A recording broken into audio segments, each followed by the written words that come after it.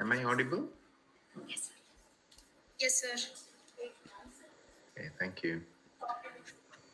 Um, Good morning, everybody. It's a pleasure to be joining you from the UK. And thank you, Dr. Shalini, for inviting me to be part of this and for the very warm and kind introduction. I have got a few slides to share, and let me see if the technology works.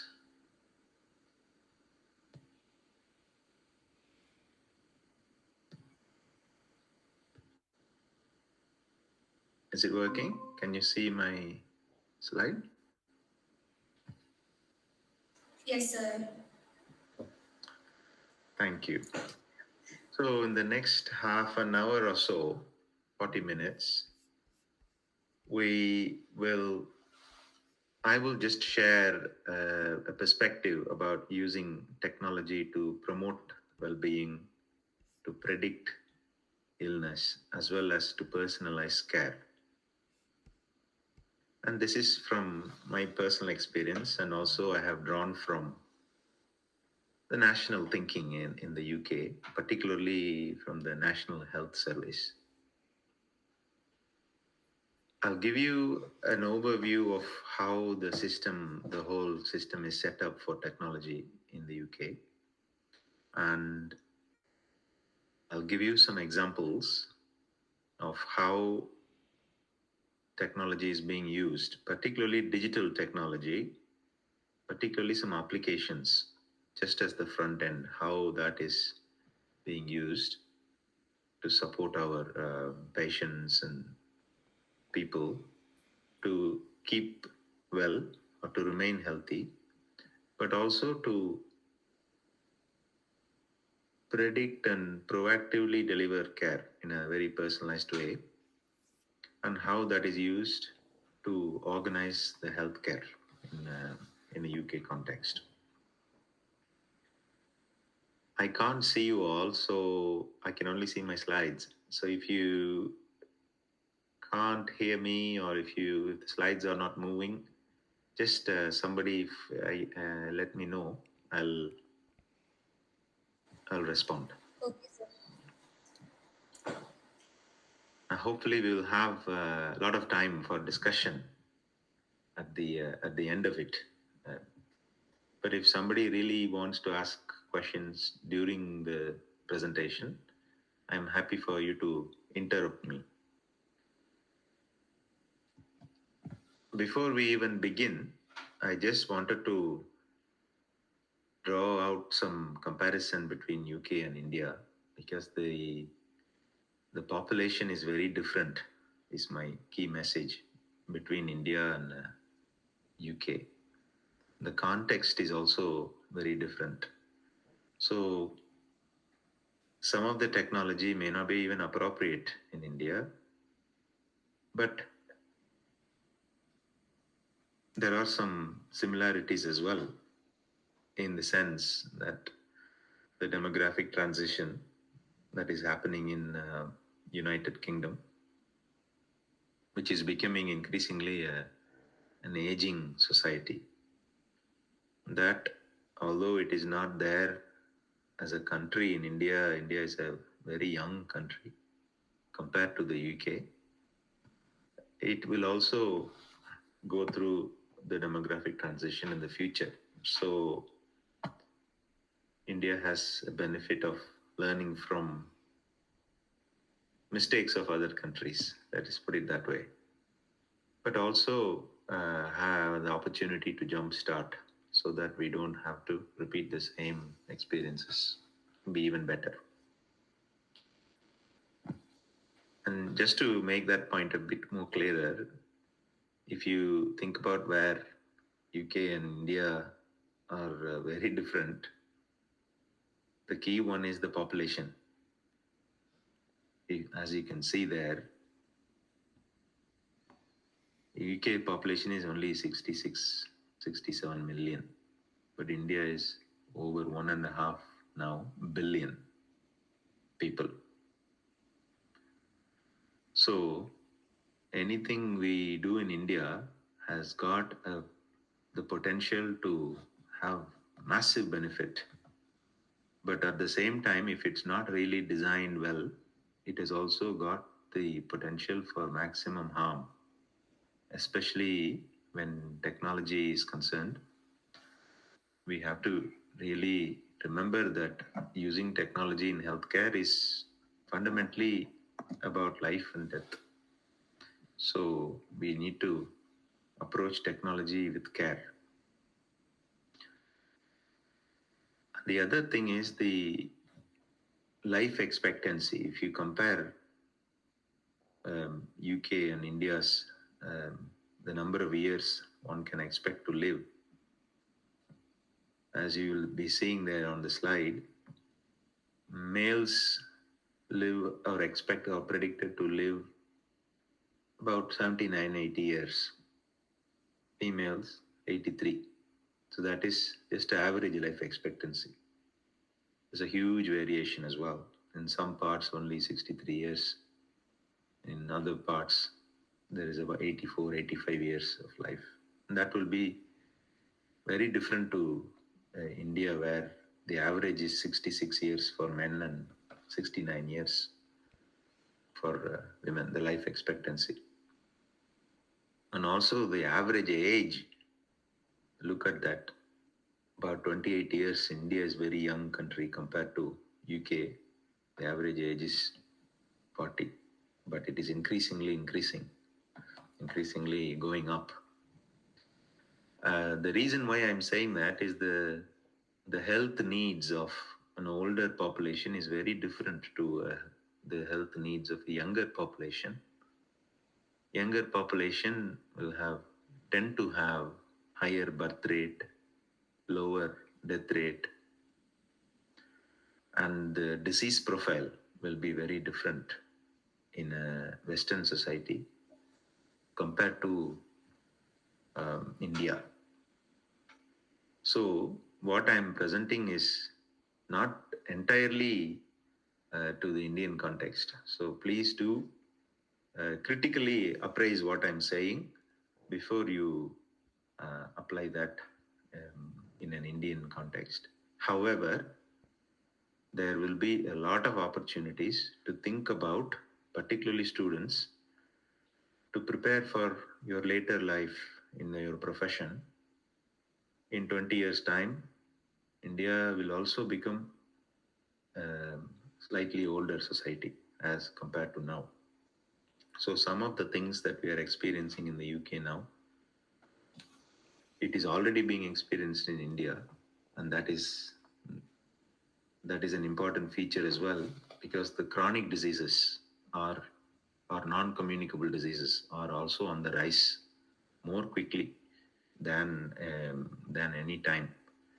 So much of the technology is going to be targeted in managing long-term conditions and chronic diseases, by which I mean lung diseases, bronchitis, heart attacks, heart diseases, high blood pressure, obesity, smoking, drugs, diabetes. All of them will have effect on all the systems in the body, from the brain to the toe. So there is a huge potential for applying technology in helping people to actually remain well and prevent disease in the first place. But also, increasingly, it is becoming more and more costly to deliver or provide care or to receive care, especially people who cannot afford, people who are living in poorer areas, and the rise in the cost of healthcare technology. Not only that, the the number of doctors, the number of nurses, the healthcare workforce, particularly in the UK context, it is very, very challenging to have the number of people to care for the population distributed where there is more need. So the role of technology is not only important in helping people remain healthy and give more information in their hands, but is also part of the whole health system, which is finding itself in a real challenge to have the workforce and the resources. So technology is being considered as not only to improve outcomes and improve the experience, but also to reduce costs. And that will also be of interest for an Indian context. So that is the three main goals, you can say, why we have to have technology, not only to improve patient outcomes, but also the experience of receiving care in a much more person controlled way, much more person informed way, and as well as addressing the healthcare costs. So, in your developments, in your research, try to focus on all the three domains that I have mentioned, or you can say the triple aim of technology in healthcare generally. You can apply it in individual diseases, which is what most people do, but it can also be applied for the whole health system. You can take a hospital and a catchment area. In India, the system is very different to UK as well. That is another important thing. When you are considering research, when you are applying technology, largely speaking, in India, it's for single diseases. But increasingly, what is happening in the UK is managing multiple diseases through technology, all integrated together. So, that is an important aspect I would encourage you to consider in designing your research, or even when you're in the ideation stage, before you go into discovery and design and delivery stages. The final point on this slide is NHS, the National Health Service in the UK, is mainly all government funded, tax funded. So people don't have to pay, generally speaking, for most of the conditions. When they want to go and see a doctor, they just book an appointment over the phone or online, and they go and see the GP. And when the general practitioner refers people to the hospital, they don't have to pay. Most of the times, they don't have to pay. Only certain things they may have to pay. So the system is very different. But in India, it is not like that, as you know. And that makes it even more possible for much more technology to be tested and implemented, as well as done research on. Because here, if you want to do research or apply technology, there is a lot of steps before it is funded in the health system, because it's all taxation funded, government funded mainly. And there is a lot of challenges in government funding the technology. And then the final difference is people are increasingly more skeptical about sharing their information. They are becoming more aware that their personal information, if it's not kept in a confidential, secure, stored way, other people get the information for commercial benefits, or to uh, steal the personal information, leak the personal information elsewhere for other purposes that are not intended for delivering healthcare. That is becoming a data protection, data governance is becoming a huge issue, to the point that the public trust in doctors, in NHS, in the National Health Service is really becoming a important issue to address. So these are all some of the basic considerations you need to give, especially if you want to go use technology on a large scale in a population. So that is the general differences and similarities and potential between India and UK. There is also variety of partnerships between government of India and UK in establishing links between institutions, universities, technology companies, partnerships, and particularly recently, UK government organized a AI, Artificial Intelligence International Conference. So the government is focusing quite a bit on data and intelligence and technology, especially also in healthcare, but not necessarily just in healthcare, but also in healthcare. So that maybe is another consideration for the Sakti Engineering Institution to consider developing some collaboration. Now, there is a setup in UK called the National Institute for Health and Care Excellence. It is a national institution that is responsible for assessing all the technology before it gets into the National Health Service. It began as assessing just the new medicines, new drugs, pharmaceutical company, pharmaceutical industry products. Then they expanded to various surgical procedures. Then now they are providing also advice to health tech companies. So there is a similar institution in Government of India also, but worth considering the Sakti Engineering Institution as part of that network, because that is how, as an institution, you can develop the evaluation of technologies. That is also an important part of the UK architecture, because there's a lot of energy spent in understanding whether the technology is safe, whether the technology works, whether it is efficient, actually whether it is value for money before it gets introduced. So you need to be really watching out for not just the excitement of the technology, but whether it works, whether it's safe, whether it's efficient and value for money. So all these dimensions are really important in using tech in the health sector, particularly for promoting or preventing illness, because we are using technology in what is otherwise a healthy population.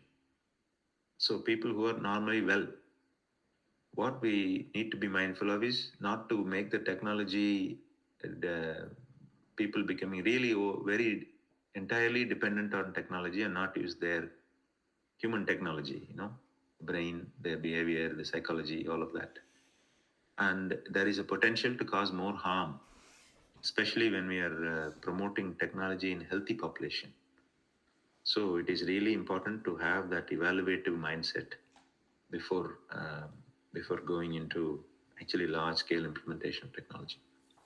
Now I'm going to switch my attention to what good looks like. I know you may be not able to see that picture properly. I will explain to you. So there has been a lot of research done and thought process gone in to establish, if we are using technology really well, what will it look like? What does good look like? You have to have some idea. So the products and the research that you are conducting meets some of that needs.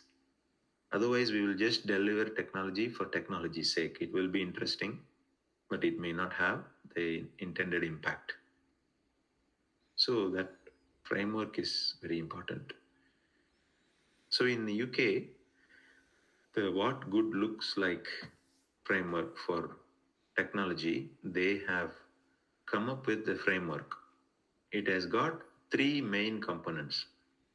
The first component is digitizing, digitizing records, digitizing the working practices, and laying the infrastructure that is really needed and to be led well.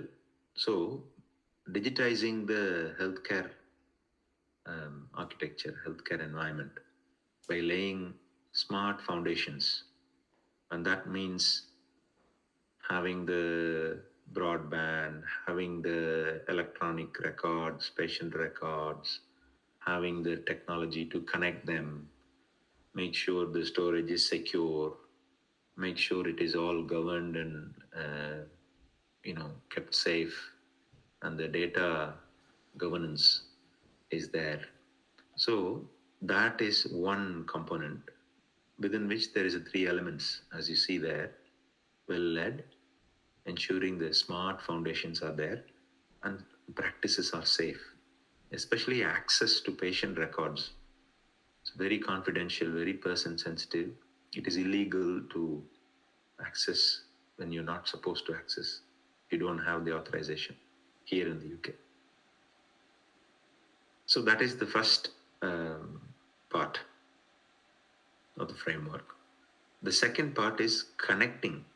Once you've digitized the architecture, we have to make sure all the systems are connected and speaking to each other. And that in itself is a huge subject, the interoperability of systems. And what actual data is connected to each other, what fields, how do you actually give access to citizens to empower people. And this is also very important, especially when it comes to prevention.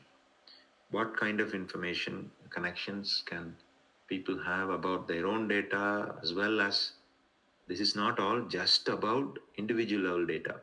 It is also about data about the weather, data about the traffic, the air quality, all sorts of information, a wider community level data, the travel times, um, poverty, education levels, housing conditions. There's a number of things that goes in there, but this is the best what good looks like framework. So once you've digitized, you have to connect that with citizens at large, as well as the people who we are supporting directly for individual patient care. Okay, that's the second um, component of the framework. We've done the digitization, we've done the connection. Now we have to transform the way care is provided and delivered. And you can divide it into two parts. One is how can we transform the way people live their lives so that they can live a healthy life? That is the whole population. Then there's a second cohort, which is very defined population, say people with diabetes or people with um, heart failure, any conditions you can take, or specifically for older people, specifically for pregnant women. How can you use the foundations that you created and connected? How can you transform the care that we provided? So this serves as a fundamental framework to keep checking back whatever products, whatever research we're doing, what element of the good looks like framework is that related to, especially from a public health or a population health perspective. This is really important. One other thing that is important here is not to create more differences in health outcomes or experiences, because there is a risk of people who are rich, people who can afford the technology, they can access, but people who are poor, they may not even have a phone, or although that is becoming rare these days, it is important to have that in the mind, that we don't create a more digital divide between people. So the inequality in health also is one of the things that we consider here in the UK. So that is the framework. Okay, having had the framework, what are all the things that we need to look at as a journey, as a roadmap? These are all the elements. And again, this is all part of the National Health Service digital roadmap. As you will see there is a number of applications of using technology, not just in the managing the disease, but also organizing care. Right from text messages to patients when their appointments are due, reminders, or even communicating health messages about self-care and so on. Right from there, as you will see in that picture, what are all the services that can be delivered online? There is a tendency in the UK to deliver as much possible online because the digital literacy is very high. Still, there is not a lot of people that really are out of that. So there is also a program called digital inclusion. So how do we increase the digital health literacy? And then the clinical systems. So many clinical systems are there. They are not all connected.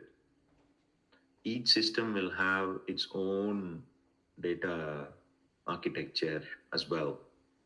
I'll come back to the data as such later, but it is also important to make sure in that, say you are working in the hospital or with the hospital or with a group of people, this various systems, one for diagnosis, one for scan, one for lab, one for the EPR, the electronic patient record, all of that need to be really optimized so that the care aspects, as you'll see in the next big, the circle there, video consultation, staff, enabling staff to work from home, telehealth and telemedicine and telecare, all of this are part of the journey. But once you don't want, only once you have the infrastructure all connected and digitized, then only you can do all this. And not just that, whilst you are laying this, you have to be really focused on what kind of data is being captured, how it is being coded, how it's being stored, what labels are being given, so you can make use of that information right back to the patient and to the caregiver. I don't want you to worry about the last thing, which is called PCN scaling, and that is primary care network. So what is happening here is imagine all the doctors, clinics, all the hospitals are all networked in Coimbatore, which is not really the case, but increasingly it will become the case. So that is the scaling up of the digitization. And one of the biggest advantage of that is we know exactly where the beds are, what capacity is there, what facilities are there. So we can match the patient need with the care that is available. I have given you the overview from a public health point of view, from a national point of view, overview about the framework, overview about the digital journey. All of this you can think about introducing it in your own research and your own work. Now I'm going to move on to some other aspects, which is about how do we actually approach delivering a very personalized care for people. So again, there is a model, personalized care, meaning for everybody, even if they don't have illness, which is about supporting people to stay well. And the use of technology in that perspective will be a lot of apps that are all geotagged. So people can just type their postcode and just know what is going on in the area and choose their area of interest.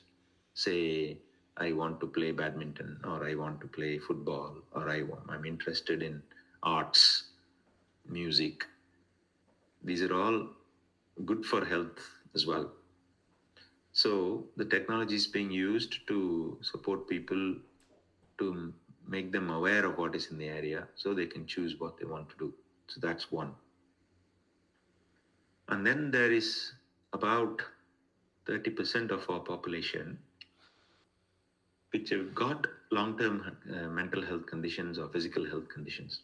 They are also being supported through group sessions, group uh, activities. It may be an organized walk for people who have got, say, heart failure or respiratory, lung condition. So that the technology is used in different way, not just to know what is going on in the area, but to monitor their or even diagnose, say, high blood pressure.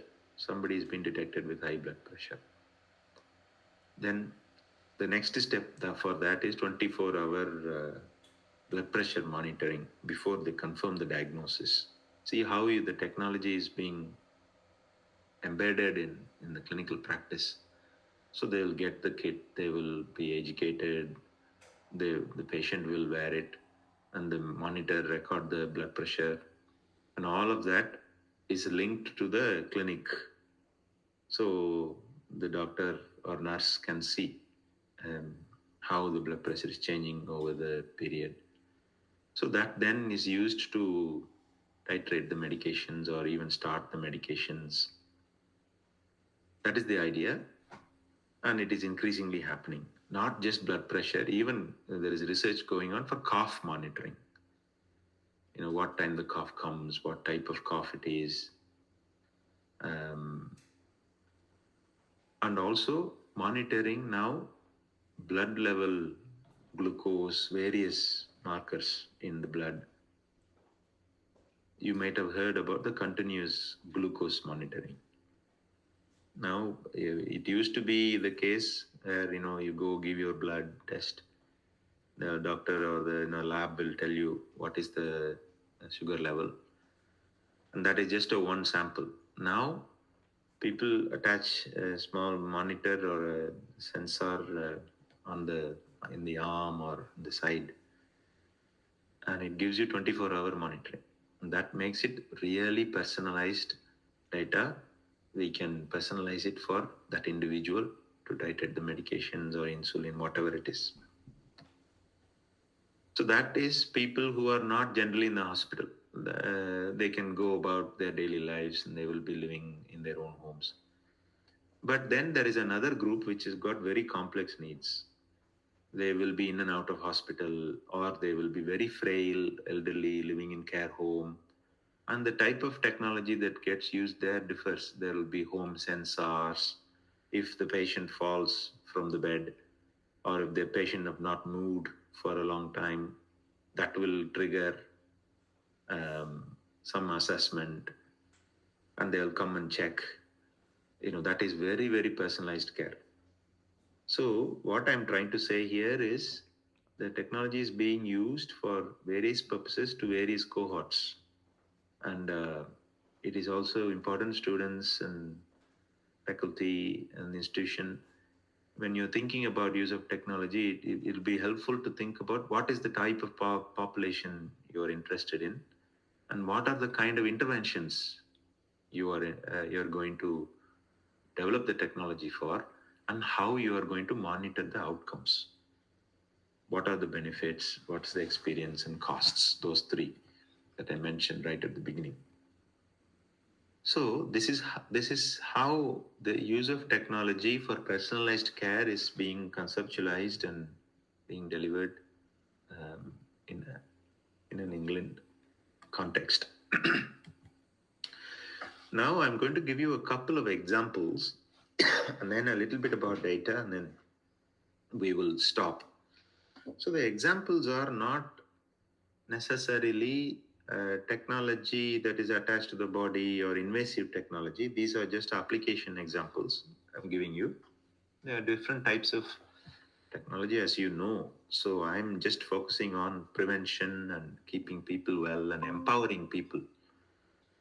So this is one of the such applications that we use here for people who have got problems with alcohol and drugs. If anybody wants support They come to the clinic and they get referred, or they come and get their help themselves. But if they want to, and it's all about choice, they can sign up to this break free online or breaking free online. All information is there about addiction, the triggers, and there is also a peer group, people similar to the patient, who have all agreed to share their experiences and peer support right from the beginning when the patient comes in, right until they recover fully. The complete journey can also be done online here, except for going and collecting medications, or when there is a real need to be admitted or be seen by a clinician. Most most people take this up. It's very popular, and the feedback people give is that they are able to be in charge of their health. Even people who have addiction problems are saying that, and they've turned their lives around. And another thing that they say is they have an opportunity to learn from the lived experiences of others. So much so that these people have uh, informed or become more of an advocates for changing the way we deliver services. So technology is not just to, it's a one-way street. It's also a two-way street where feedback influences the delivery of services and how we can make positive changes. So that is one such app, and it gives the control in patients' hands. They don't have to wait for come and wait or wait for appointments. There is a lot of information that is available, or even the clinicians can interact. So when it is convenient for the patient, they can look at it. The other such example is the other end of the spectrum. This is called Badger Notes. And again, this is an example of how we have digitized the records during pregnancy and also child health. Not just that, but real-time information. So, as you know, pregnancy, especially later stages in the pregnancy, a lot of changes happen. People might need immediate advice, as well as the newborns, especially first-time parents, very young families. Sometimes, they're not confident, they don't know what to do. So our midwives and health visitors, they can see, and people can also put their own information or ask questions. There's videos, all sorts of information available on a phone, but it can also be seen by the healthcare professional. So it is a slightly different example of an application compared to Break Free Online, where the whole record, maternity record, is also there, and it is in a different cohort. Again, it is very popular, especially working moms. They used to wait, or the timings of the clinics may not be really suitable for their lifestyle. Now, they report very positive feedback. On the other hand, it is not for everybody. This is also important. We don't have to be overexcited about anything, but particularly sometimes technology is sold as a replacement. It may be true, but not for everybody. So we have to think about people who may not be able to use the technology or may not suit them. So that is another really important dimension that I wanted to highlight. So, like this, there is a lot of apps in India and everywhere, but how do we know which apps are effective and which apps are working and so on? There is also an evaluation of, there's an organization called ORCA, Review of Care and Health Apps. So it takes into account the usage, the ease of that, patient feedback, clinician feedback, and it recommends what app for what condition, what patient groups, which area even. So that setup is also important. So sometimes the apps are not refreshed. The next version doesn't come on time, and sometimes the wrong information may be there. So there is a need for keeping these things under review.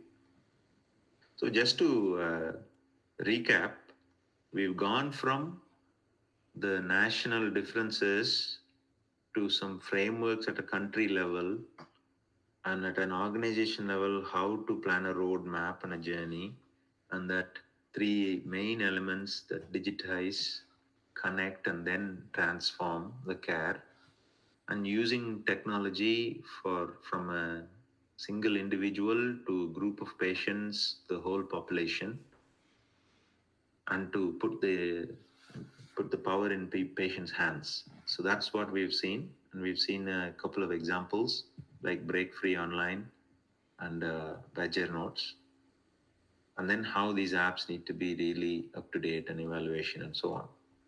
So that's the technology. But each of the technology also has some data collected in it, and it is really important to have that in mind even when you are designing um, the project or designing the product. And the data analysis sometimes often gets overlooked, or it is kept only at an individual level. I just wanted to spend 1 or 2 minutes on the hierarchy of data analysis. This is very important, especially with the data science being very popular or getting very popular. But at the foundation level, you will probably, some of you will know what is the hierarchy of data analysis. I'll just give uh, a very brief introduction, and then we will have the question and answers if there is any question and answer session. The hierarchy of data analysis, it's important to differentiate just describing what is happening, which is what normally happens. If the clock is showing the time as 12, it is just the time is 12. But actually, there is a lot more than just descriptive analysis. We can interrogate the data to diagnose what the problem is as well. Sometimes normal might be different to an individual, so it is about understanding when the data trend is statistically different or statistically significant to the normal, and how do you do that for a group of patients. So that is the next level, which is beyond just description to actually diagnosis, if you want to say diagnosis, but understanding what is normal and what is not. Then there is the next level, which is that's okay just to do that as is, but what can you do to predict what will be if the current trend continues? So, HbA1c might be a good example, or heart rate is another good example, heart rate variability.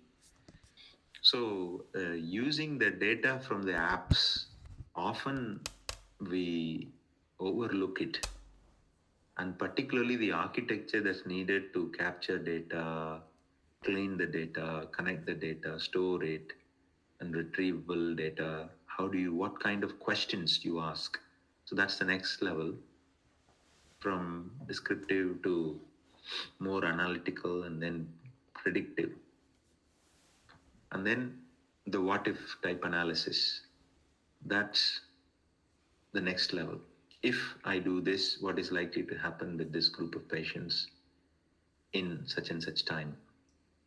So we don't, I mean, that is a separate subject in itself about data and intelligence and how to approach the analysis of data from various technology. But that I just wanted to highlight it because that often gets overlooked in the excitement of new technology. Although it is there, embedded in the technology, I would encourage you to think about how to approach and how to analyze the data that is captured, or how to even design what type of data to capture in the technology. And there's various other security side of it, and the visualization side of it. But most importantly, what is the story that data tells the patient or the doctor, or even the family?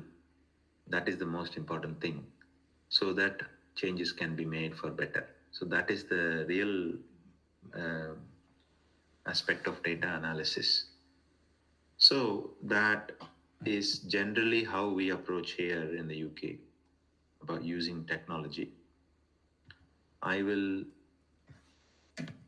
I think I have spoken to the time that is available. I'm happy to take any questions or discuss any matters of interest. And again, I wanted to thank the faculty and Dr. Shalini in particular for inviting me and giving me the opportunity to share some of my perspectives from the UK. Thank you. Thank you, sir. Sir, I have a question, sir. Yes, please. Sir, when compared to earlier days, nowadays there are many advancements in biomedical devices and field. But still, when compared to earlier days, there are many diseases occurring in everyday life. What is your point of regarding that, sir? Yeah, biomedical devices are not going to prevent disease. Biomedical devices are useful in detecting diseases and dealing with diseases. I think the population behaviors behavior is changing across the globe. If you think about what has affected us from a health point of view over time, if you just go back in time, it will be famines, plague, and wars. Those were the two main things that killed people.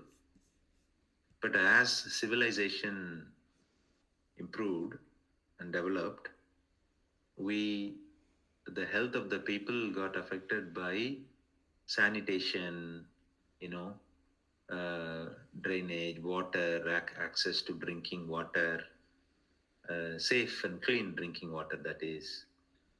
So that is the second uh, aspect that got affected that influenced our health. Moving into engineering, actually, if you think about public health, the first, as you trace the history, the first thing that we did was to dig proper ditches and sanitation and engineering, including air quality, smoke and all of that. We legislated for that. That was the main influence, and the technology at that time was there, but maybe not digital technology and not internet and all of that. But then afterwards, there was a boom in the biomedical sciences, vaccines, drugs. So the technology got focused on individual level diseases. And as the world became more globalized, the next wave started, which is all about behaviors. So smoking, drugs, alcohol, not being active.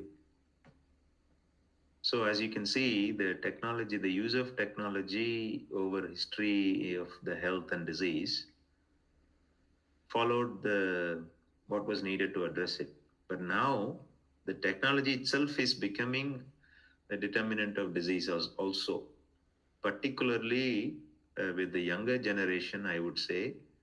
And the technology itself, we are at risk of becoming addicted to technology itself. So we have to keep that in perspective. And the reason why I'm saying that is, like I said, it was the sanitation first, and then understanding of antibiotics, vaccination, medicines next, and then understanding of behaviors and lifestyle modification and wellness and all of that next.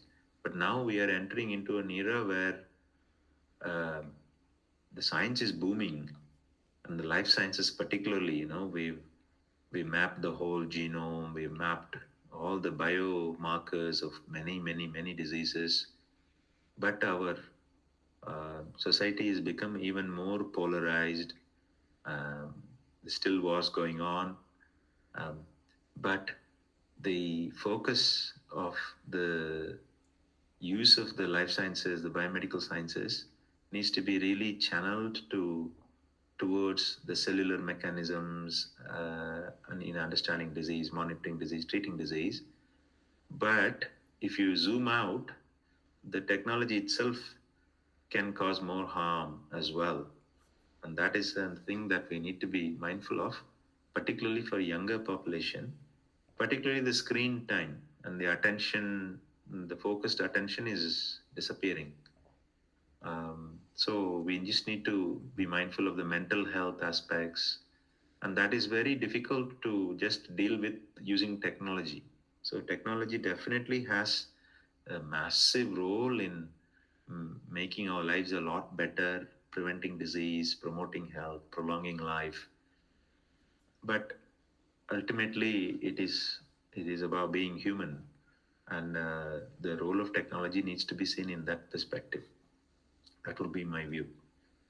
And fundamentally, it's about caring with compassion. When it comes to being a doctor or a nurse or a healthcare professional, it's that human connection, the human condition that needs dealing with, which technology can be a massive help, but we can't take uh, the human out of tech. Can take the tech out of human, but the human side needs to be in the middle of it. That would be my view. Yes, sir. Thank you. So we have another question.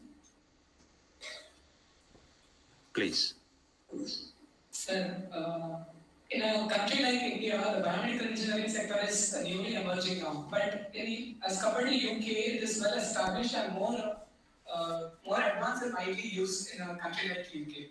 So, as everyone knows, the job opportunity and scope is better in UK and other abroad countries. So, in what way is it better? Like, how they are saying that the job responsibilities and scope are better in countries like UK or well-developed countries? Okay. The it depends on, first of all, it depends on the digital literacy. The digital literacy is one thing that developed countries have got more of, but that doesn't mean to say countries like India can't have a jump start. And I think it is important to make that comparison with this mindset. So one thing I would say is the digital literacy and the readiness of the population to use technology is definitely more here. And that's because, it's people have been used to technology for a long time. But that doesn't mean to say India has to wait for, as you are seeing, India is going to uh, really boom with the tech, and especially with the younger. The advantage in India is the population is younger and eager to experiment with technology. On the other hand, the um, investment from government in the health sector, government is the main investor in the health sector. But in India, it's not like that. It's private sector, really thriving private sector in India. So there are positives and negatives. The main motivation for using technology here is, if you take the projections of just diabetes alone and obesity really increasing in everywhere, but also in UK, that alone by 2050, 2060, 2060 year, if nothing is done, the whole budget will be spent on just dealing with diabetes. So there is a real motivation to um, control or to use technology to reduce the costs. So it's not just the excitement of using technology that is leading to the booming of the market and so on and the jobs. And the institutions also. That is the third one. The institutions, it's a long history, isn't it? But India, as you know, will be the market if in terms of technology. Although it might look as if Western countries are leading the pack, but in reality, the market really is in where the growth is really happening, and that if you see the economic growth markers, Western countries, including the UK, are not growing as much as India is. So just the other side of the grass, it may always look greener.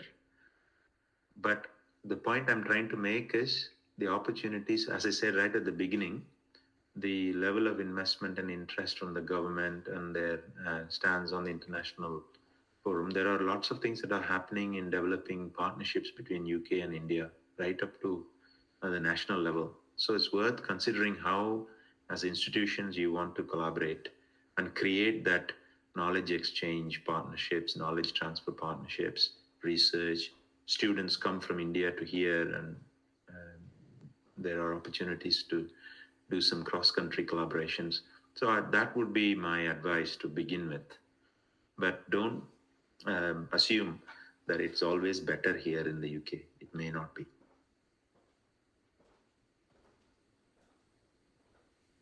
Thank you, sir. All the best.